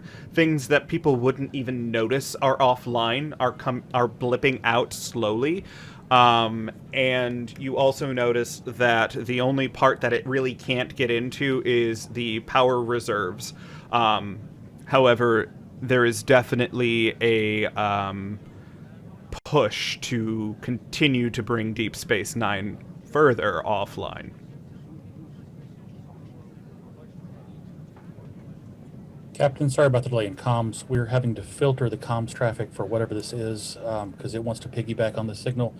Can I have your permission to start trying to route this out of DS9 control systems? Start filtering now. Dax, do you have a way of communicating with the commander? I think we're going to need to give them an idea of what's going on here. He can somehow still communicate within DS9. He was able to be here on the big screen. I don't think that will be too much of an issue, and if it is, I'll just run. Sounds good. Pulling up the comms link to operations is not going to be a problem. Trop, though, I want to circle back around to what you asked about the ship's upgrade logs from Beta Z. The download has finally reached you. It took an extra second because data in Star Trek moves at the speed of the plot. I would just say that it's being filtered by Bana before it actually hits the pad. Boom. There you go. So you're pulling up data on both the Wellerman and the Fitzgerald. The Fitzgerald is definitely the same ship that you traveled on before. It is the same registry number. And the Wellerman is also noted. It is noted that there are redacted bits of data in the upgrade logs, which shouldn't be there. And same with the Fitzgerald. Redacted bits of data, especially when it comes to their cargo manifests. It makes no sense what's being pulled out, and it's being overwritten by data that you can tell is attempting to overwrite the redacted data, making things seem more innocuous than they actually are. And Dax, I'm going to move, as you're receiving that data, Dax, you pull up the big screen to operations, and operations is empty. No one's in operations. You have operations static. Well, Like, you see the room, there's just no one there. apparently operations has decided to abandon their post. Oh, I hate physical investigations. Oh, come on, Ensign. Where's your sense of fun? That's what I want to hear. I think it's time that we are going to evacuate this area. It seems that we're needed somewhere else. Ensigns, can you tell me some magic? Magic, Captain? Yes, where are we in our filtering process? It seems that operations is no longer operational. Well, I mean, so far the only thing I've attempted to filter is to protect our own ship, Captain. If you would like me to start working on ops, I'll start working on ops. Well, why don't you start working on ops from here? I'm going to need at least 2 to come with me. We're going to go check out operations. Rakan would pass Bana to Luce. No, I'm with you, Captain. Trop would Okay. volunteer as well. Rakan, Trop, you're Crack with his me. knuckles. All right. We're going to get this door open, which I've already previously done, so Yep. getting fine. it open shouldn't be that hard. Excellent. Even if it takes manual labor to open this door, it's mechanical. You're good. Alright. You've got it running, but what happens is it goes Like, it's not speedy. It's slow. It's like the pneumatics aren't working right or anything. But it opens for you without having to physically yank it down. And... Yeah, okay, so you want to go to operations with Rakan and Trop, Dax, Bana, and Toulouse, and Commander Johnny are staying in the room, correct? Want to make sure I got all that right? Did said work from here? Bana works from here. Okay. Bana, I'll have you roll in just a minute, but let's follow our crew walking, probably light jogging, to the nearest turbo lift. Dax was nice enough to download a schematic of Deep Space Nine to your tricorder, so you're following a map. It's literally GPSing you to the nearest turbo lift. It's very nice. It has a little it has like little symbols to match everyone. There's like a little ridges one. There's like crazy wild hair, which is Stoddy. There's two little worm-looking things inside the conference room because they're Trill. And then there's a little like puff ball right next to one of the little worm-looking things, and then there's literally just a pointed ear representing Rakan. It's really cute. So you get to slightly offensive. You have pointy ears. You're a Vulcan. It's only logical. So They're not a Romulan. Oh, it's just this. So you run, and so you lightly jog to the nearest turbolift. You get into the turbolift, and the turbolift doors again slightly open for you. And you get in, and you say operations, and it starts up just as any turbolift should. So as you're turbolifting up, do you talk about anything? Actually, I would ask for the ensign's opinion about whether this rogue code seems to be Section 31, which of course doesn't exist, or if we're dealing with a hostile, as we've had previous experience of life forms coming off of the Fitzgerald going through the Narita station. Lieutenant Commander Dax and I also had experience with some interesting particle residue down off some interesting mechanics in the cargo bay. Have you had any experience on this? Permission to speak in a semi-unofficial capacity, Captain. Speak freely. You ask whether it is Section 31 or hostile. I see no reason why it cannot be both. I'm glad that we're thinking on the same lanes. He would then proceed to give you the rundown of what he found as far as the data concerning both the Fitzgerald and the Wellerman at the base on Beta Z. That both of them have information that is redacted, that shouldn't be redacted, and is attempting to overwrite itself to make itself appear innocuous. While I will not rule out the possibility of Section 31, I will say that from everything we know of Section 31, they are rarely so obvious in their dealings. If it were Section 31, there likely would have been nothing for Johnny to see, from what I have heard. That does not mean that there may not be somebody either gone rogue within the organization or somebody attempting to lay blame. Should such an organization exist? Of course. Excellent analysis. as you say, excellent analysis. You hear the familiar ending of the turbolift. However, the doors in front of you will not open. No matter what you do, no matter what you say to the computer, the doors will not open.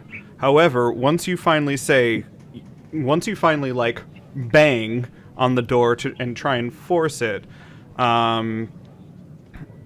the computer then mentions life support failure on this deck. Life support failure on this deck. This has now become a rescue mission. And it repeats, life support failure on this deck. Door will not open. We, being Starfleet, would we know if there is environmental equipment on each deck? So, Starfleet, in general, has backups upon backups upon backups upon backups of recursive systems that things have to go incredibly wrong in order for life support to completely fail, especially on a station that shouldn't have to worry about being attacked too often. One could guess that the computer, the life support has failed. Rakan would hit his communicator. Oh, yeah. At the same time as both Rakan and Trop go and tap their communicators at the same time. And who are you contacting? Bana. I need to ask. What deck are we on? Deck 1. What number? We're on deck 1. Bana. Get life supports back up on deck 1. I need it now. Sure. I actually need it 5 minutes ago if you can. Sure. Time travel. Got it. Got a star I can slingshot around? Not yet. Soon, though. Yeah, well, as long as this place doesn't turn into one. Toulouse, somebody's having trouble breathing. Let's fix this. Got it. Let's do it. So, deck 1, as I remember, would have been ops anyway. Yes. Which means Bana was already pulling these systems online. So, first things first, crew needs air. Give me, since you were already working on it, and since you've already figured out how to kind of stave off this computer virus, quote unquote, I'm going to say that it's only a difficulty level of 2 for you to restore life support. However, please note that when you restore life support, you will be taking it from somewhere else. Actually, I was going to ask if I could jury-rig this to bypass all of the redundant systems and just run power directly into life support. I was going to ask, is there any way, since I know this station pretty well, that I could assist the ensign? Yes. Toulouse is helping too. So let's say with all 3 of you working together, the difficulty is 0. Roll for momentum. However, redundant systems aside, this computer virus is making it so no matter what you do, it's forcing another bit to be cut offline. However, because you're able to jury-rig, you can shunt the computer virus to turn something off or affect something that wouldn't be detrimental. Let's say to... Turn off the bar. We know the bar's empty. Exactly right. Turn off the bar, ensign. Yes, Lieutenant Commander. So, roll me control and engineering, all of you. Just, again, difficulty level of 0, so if you just want to build momentum, just try not to epically fail. Yeah. 1 success from me. Okay. I got 1. Okay. Got 1. Word. Okay, so yeah, you're able to do that. In the turbo lift, you hear life support restored on this deck, and the doors open, and you literally feel a rush of air hit you, as it hadn't fully pressurized, but it's enough for you to go in and start exploring. The bar goes completely dark, and you don't open the door. There's no air. So, crew up at Deck 1 in operations, what you see before you is completely empty. All of the computer screens are flashing wildly, as in something else is controlling it. It is flashing between LCARs and the Cardassian information, and if you were to investigate around, you would see that it's like the crew wasn't even up here. I was gonna say Trop would immediately scan for life signs. Mm-hmm. That's Okay. exactly what I want to know. Did the Okay. operations crew make it out, or did they go down? So, scan for me life signs, difficulty level of 0. If you want to roll, go right ahead. It's going to be a insight and science. Medicine? Okay. That would be 1 success. Okay, so you get another momentum. You don't scan any life signs. However, what you do scan is what used to be life signs. Just outside the outer hull. We go. It's outside. Someone vented the place. You can't tell any internal... So, if they were vented, for instance, there would be, like, really cold bits of the interior walls. You're not seeing any of that. Mm. Are comms still open during all of this? I'm guessing, yeah. Let's say that once you talk to each other, you were keeping an open line of comms, just so everyone knows what's going on. And in case there was an emergency that we needed to tell Bana and Dex and Toulouse that, something else was going on. I would also like a quick scan of thought. You're not feeling anyone but Rakan and Trop here on this level. Is there something you're specifically looking for? I'm trying to figure out whether those in operation. I would be interested in going to ops immediately, because either the crew had left or they're down, So, and I need to know which one it is. The turbo lift, so I should have explained a little better. The turbo lift to ops it's right here. You see operations right in front of you. You see the round room. Ooh, sorry everyone. You see the round room. You see the round room, and there's nothing in here. So you're that better explains what was going on. I'm sorry about that. But yeah, so you have frozen bodies outside of the operations crew, and you have wild computers in front of you. Bana, Yeah, what you got? are you chasing your tail on this thing? I'm just trying to lock systems down. You got one you want on or one off? We got one gone rogue. One. Can you quit chasing it and just kill it? It's not working like that. Every time I try to hit it off, it hits somewhere else. I can try to corral it, but that's just going to take time. Right now, my priority was getting y'all clear in ops. Okay, shut the door, because we're not going to want this to vent again with us with the door open. Vent, Captain? Captain, I don't believe it vented. There's no cold spots. I'm not sure how those bodies got outside. I'm sorry, bodies? It, No it, one's in ops. it appears operations is no longer on the space station. They are outside of the space station. And the question is this something that is a malfunction that's on our systems, or is there someone here? Does the ops have a big glass window, Tyler?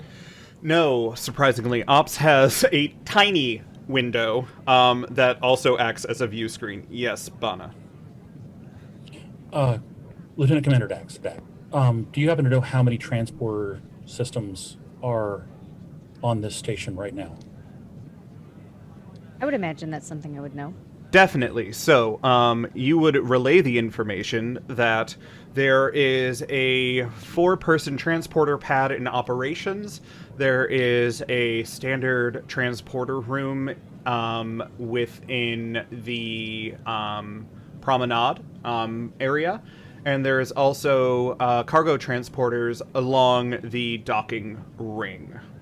Probably about, with how big it is, 10 cargo transporters. There are only ways off this ship. One's through a vent, the other's through a transporter. Time to start locking those down. Okay. You wish to lock down the transporters? We have people with fingers on noses. Oh. Before I start doing anything. Yes. Captain. Go ahead, Pen. Stadi would make a connection over to Yaz back at the Insignia with the orders to beam aboard the bodies for quick identification and give them the directives of where they are outside of ops. I need to know who these people are and confirm what we think we know.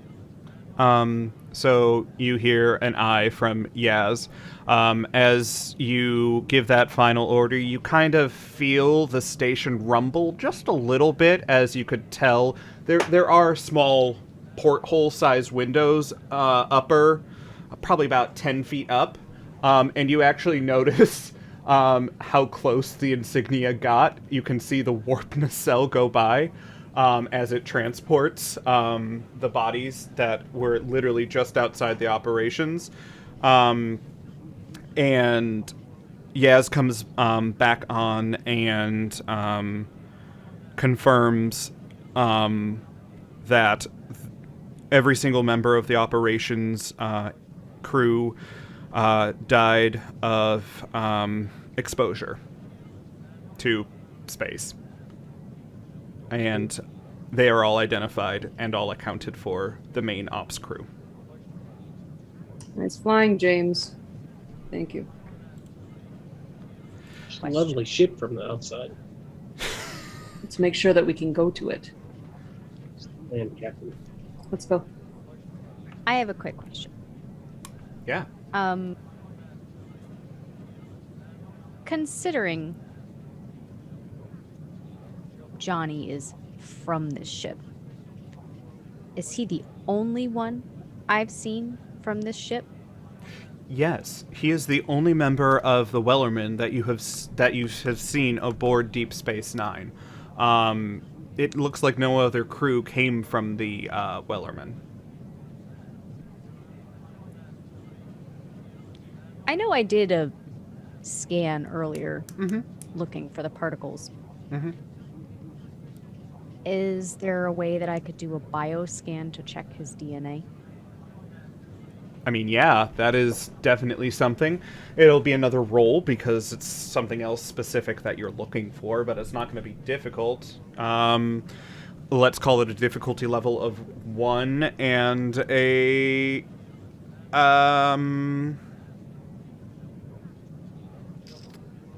control and medicine. Okay. While I you're don't doing mind that... if other people want to adjust their stuff while I do that. Okay, Rakan? If a space station goes full dark, and has to be rebooted, how far back does the operating system roll back? So, you as Starfleet officers would understand that Starfleet computers make backups pretty much every minute, let's say, of current state of the operating system of the ship. Deep Space Nine is a little bit different. Honestly, you personally wouldn't know how long it has been since there was a backup copy made. However, I see the theory that you're going for, being the IT professional. So that's not something you would necessarily. Tyler. Yeah. Jesus. Come closer. It was when you were moving around. Sorry. You were getting. Sorry. There have been some internet issues on my end as well. It's been interesting. So that's something you would have to investigate. But you know that backups are a thing.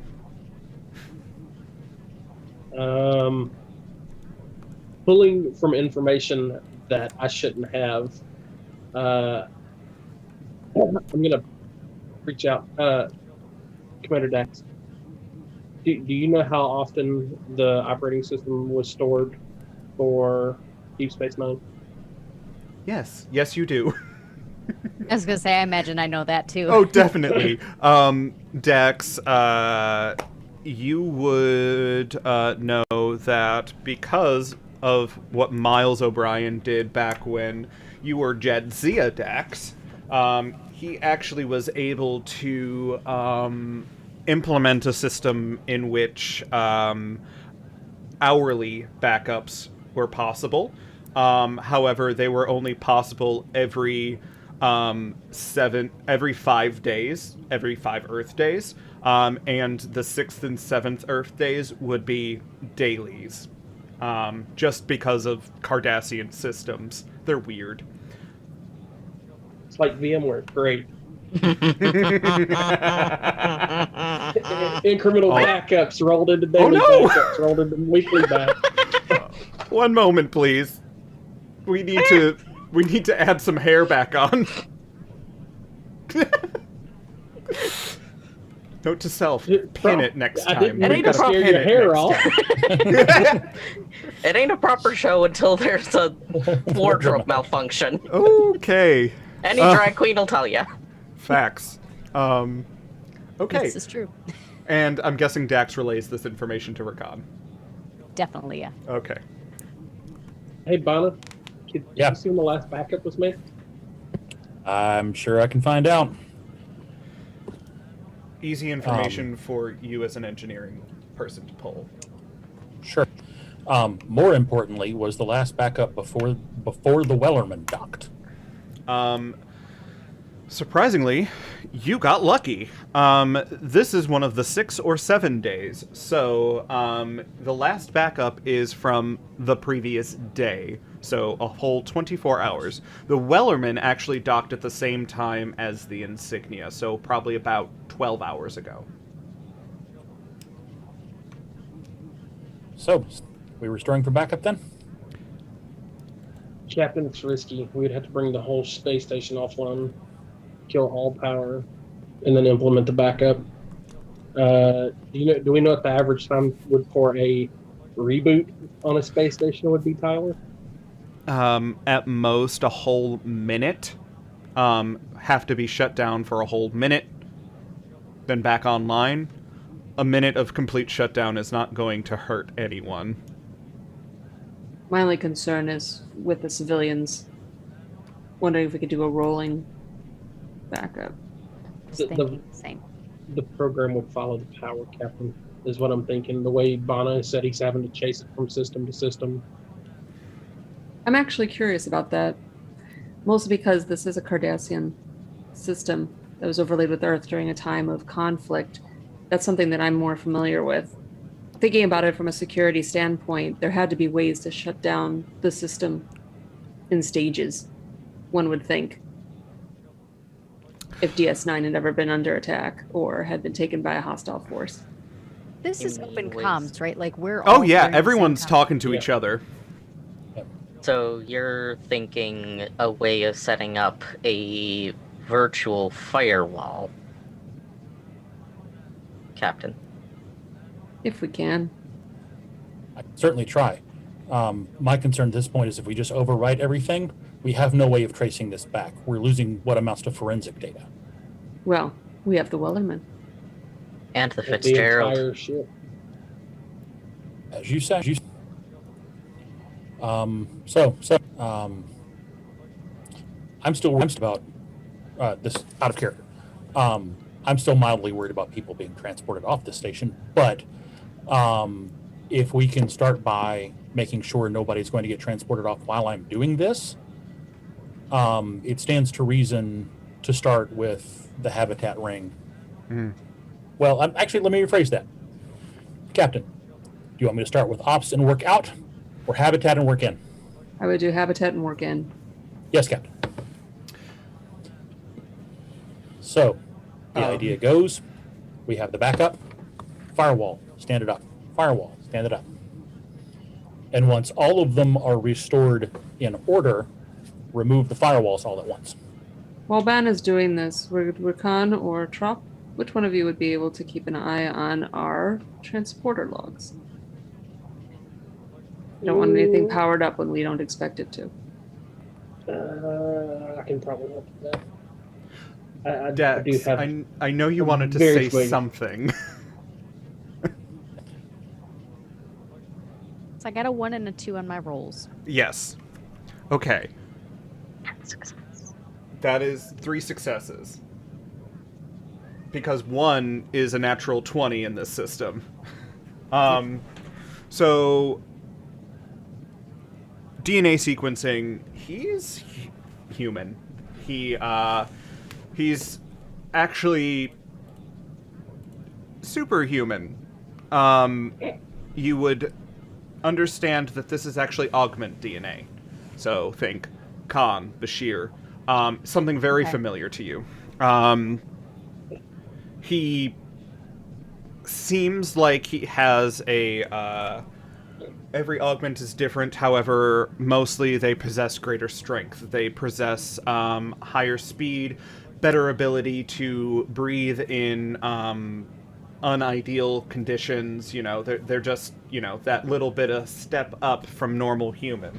However, he doesn't seem to have the arrogance that came with Khan, or, honestly, Bashir. So, he might not even know. Okay. One quick thing, if people don't mind. Toulouse, could I borrow you for a second? Of course. And I will hold out my hands for you to, I guess, tribble in, because I don't really know how they walk. Triple in works. Tribble in. Just like scoot. I would like to walk Toulouse over to Commander Johnny. Mm-hmm. So, out of curiosity, have you ever seen one of these before, Commander? Where'd you get a tribble? I haven't seen a tribble Not really in years. relevant to my question. I know what a tribble is, Lieutenant Commander. What are you getting at? They're an interesting species, aren't they? Yes, they reproduce like rabbits, and they're, in all honesty, annoying. Kind of like the code that we're dealing with, huh?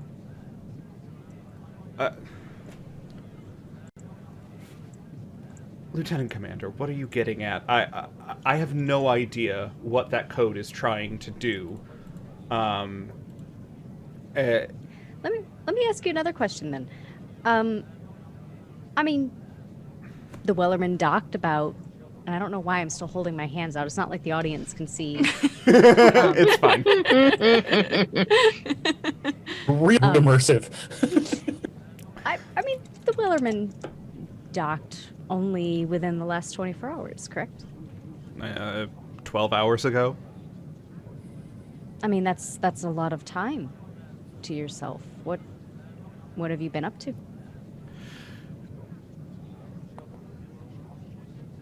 Are you wondering why I'm the only one from my crew on the station? A part of it. Don't you think so, Toulouse? Absolutely. Did she just talk? I sure did. I'm on reaction. Hi, my name's Toulouse. He looks at you and he's like, It's a long story. We don't have time for that now. he shakes his head, and it's like, I was the only one who came over here because it was actually punishment. We weren't supposed to go onto the station. We were only supposed to dock and then actually head into the Gamma Quadrant. We were given orders just to dock, to basically get some dilithium transported on, and then head off for a 3-year mission into the Gamma Quadrant. I was put on the station because the captain, he kind of like looks down and is like,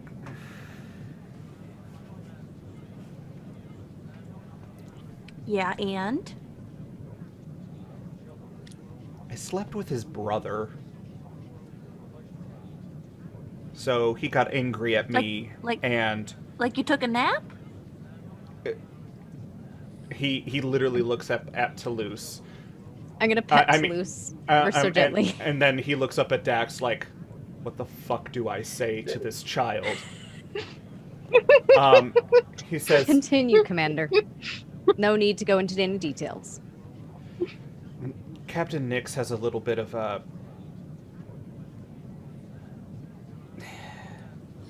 The humor he has is a little bit rough. He invited me over. He actually invited me to his brother's quarters under the pretense that he was his brother, and then yeeted me over to the station. I've been trying to get back on, however, every time I went to the docking port, I couldn't unlock it. Out of character question. When did Starfleet officers start using the word yeet? It's 2401 now. We use yeet all the time. I love you. Oh, somebody clip it. Jeez. So, yeah, to make a long story short, I got bonked to horny jail. Wait, you hear Rakan go, did he just say bonk the horny jail? What's horny jail? Unfortunately. Toulouse, it is a conversation that the good captain will have with you later. I hate it when people purposefully use old-timey words just to sound more smart. But I thought I was smart. You are smart. You are smart, Toulouse. I'm talking about Johnny. Johnny, on the other hand, is apparently a moron. Oh yeah, I gathered that. Commander, out of curiosity, a horny moron. If this was a punishment, when were you supposed to leave? Our scheduled leave was supposed to be at the same time as the Insignia. The captain would know this. We were supposed to go in together. We were supposed to be the resupply vessel for you whenever you needed any sort of resupply. We were probably going to be about a week out from your location, trailing you, and kind of off to the side exploring other things. Did you not get the mission briefing? I haven't been on my ship yet. Anyways, I don't know when I was going to be allowed back onto the ship, but now you know. And don't we have a station to fix or something? Oh, my ensigns and the good captain are already working on it. Thank you. Do you... And we pan over to Bana. We pan over to Bana, who Sorry, is furious. back channel shenanigans. Oh my god. We pan over to Bana, who is already hard at work at creating a digital firewall. However, you realize quickly, Bana, that somebody's going to need to help from operations end of things instead of where you are. Do you relay that? Well, yes. Okay. Because we've had this lovely conversation, I'm going to have whoever helps in operations roll with you, Bana, obviously. And then the difficulty is only going to be all of a 4 to create this firewall program to shut down sections Alpha, Gamma, Beta, and Epsilon. Epsilon. It's going to be Epsilon. Let's just... So 4 quarters of the station, basically, cut it into quarters, and this quarter, this quarter, this quarter, this quarter. So, you relay that you need help. Back up at operations. See if I can help. We're going to have it be a... Oh gosh. We're going to have it be an engineering and control, since you need to be very precise. First of all, I would like to buy 2 momentum. Oh, yeah, you have plenty. Can I- Whatever. Yeah, I'm just... What? Rules of the game being what they are, I have to say the words. Can I argue this to be control and science for me, since this is a delicate task that he is having to walk me through? Since you are also probably going to be in charge of ensuring the transporters aren't going to randomly activate and send you into space, as per your captain, yes, I'll allow it. Uno dice. 1 dice for you. Bana, roll however many you need. Remember, difficulty level of 4. That's 1 for me. Perfect. 5 altogether. And Again. Justin, 8869. Oh, jeez. Nice. I love this dice. It's a pain in the ass to read.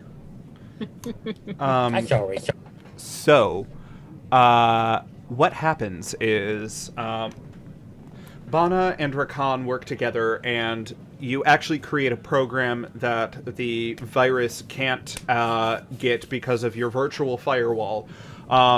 Each section of the ship, each section of the station, right before it shuts down, there is an automated message that plays, "Warning, the station will be resetting in 5, 4, 3, 2, boom."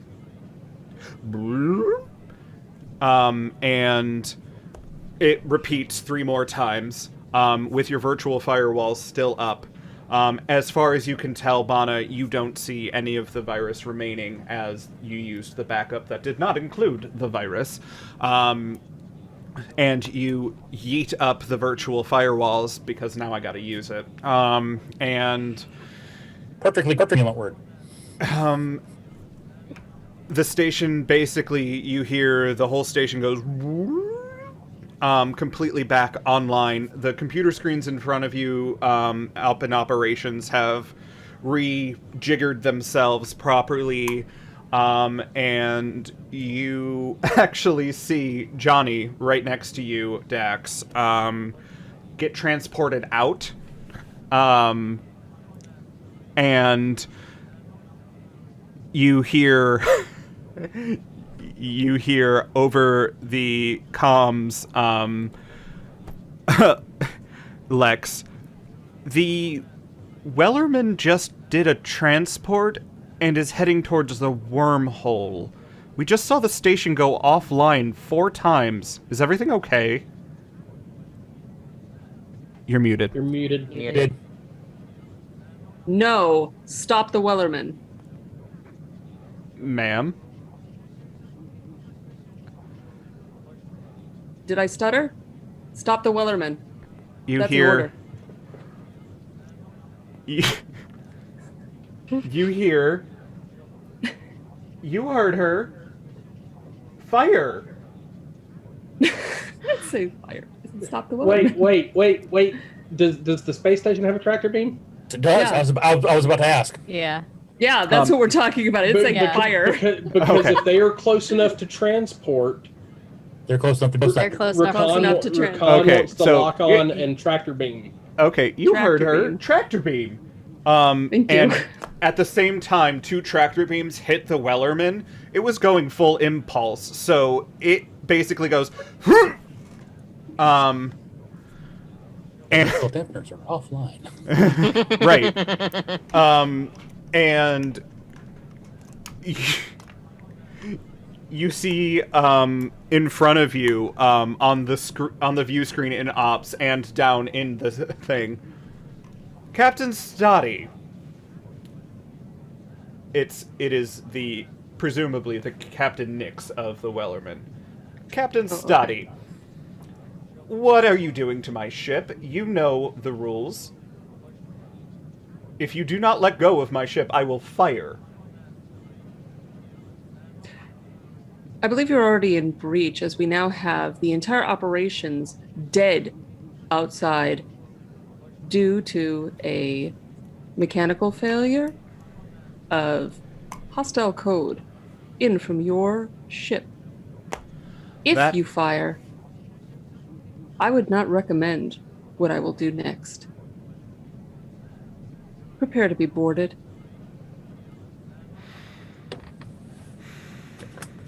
He gives this, and the screen goes out, and 2 phasers come out of the Wellerman. One towards Deep Space Nine, and one towards the Insignia. The Insignia shot actually misses because it had been prepared to see such a thing.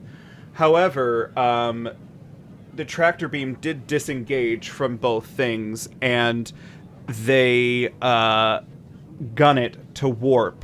They appear suddenly in front of where the opening to the wormhole is.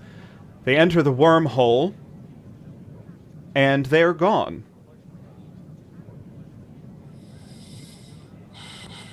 Bastards. I believe it's a common human parlance to say, "Oh fuck." All right, I know what that means. You lived in a bar, I imagine you did. We have last known coordinates and trajectory. We know they're in the Gamma Quadrant. This will not go unanswered. Well, I've got to start filing a bunch of reports to make sure that nobody else falls victim to this. Captain, should we notify Starfleet that Deep Space Nine is now without a operations crew? That's going to be my job. One of many, I imagine. If you need help writing up anything to do with communications, I did grow up in diplomacy.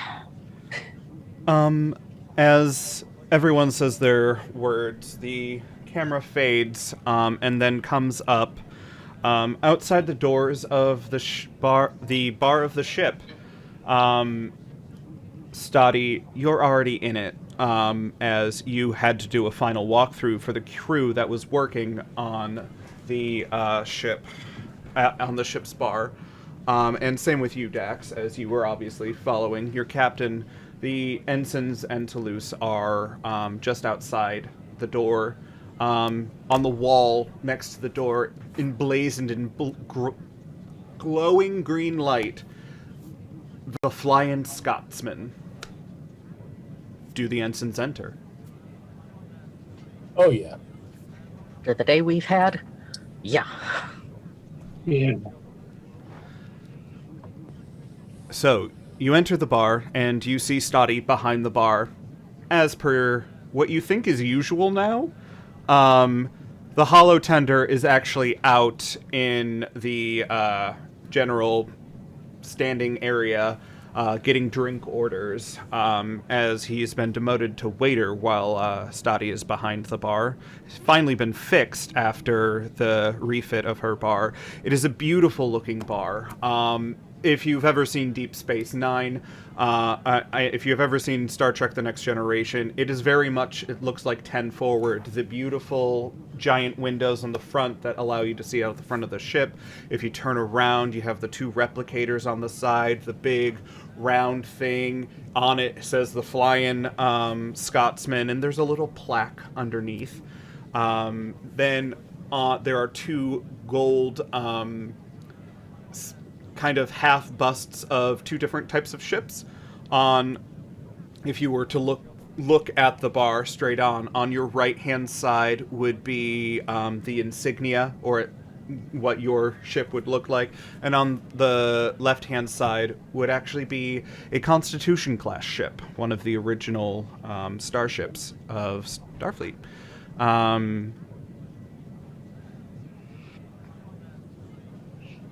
Upon them entering, Stottie would line up a bunch of shots right on the bar and would explain as they're doing it, a bartender is a sacred position aboard ship. It's a server, counselor, attaché, chief morale officer. It's essential personnel. No bartender, can't fly. So, welcome aboard. I can. Thank you, Captain. Thank you, Captain. Thank you, crew. And as you take your shot, the camera pans out through the windows of the Flying Scotsman, and we see the Insignia as it flies around into the wormhole and goes into the wormhole, into the Gamma Quadrant, to explore and follow their mission and find out what the fuck the Wellerman is doing. And with that, we end our episode. So, No. I just want to say thank you, everyone. This was very pleasant, and I know that it was very odd going to 10:30, and it was interesting, but we'll have a post-game. I just want to give a quick shout-out to my cast. You will find their social medias in the outro that's coming up next. However, if you want to say a quick goodbye, Penn and Dax, we'd love to hear your goodbye. Whoever wants to go first. Thanks for having me on board. It was our pleasure. It was a pleasure being your bartender and captain. Like Amazing. Stottie. I'm +1 Pen of Smiting on all the socials, and very pleased to be here with such a crew. Thank you. I'm Dax. I had a great pleasure to play with all of these wonderful people tonight. I look forward to the next time, whenever that may be. And yeah, you can find me on Twitter at GM_Dax. Amazing. Thank you. Fun fact, if you join our Patreon, we will actually have more behind-the-scenes sessions coming to the Patreon people first, and then being released as time goes on to the public on our YouTube channel. There is actually a one-on-one with Penn and I, and there's actually a session with Dax and Penn and myself that will be coming out soon. And it explains a little bit of backstory. Have a wonderful, wonderful night now. And we hope to see you next time. Bye, everyone. Bye.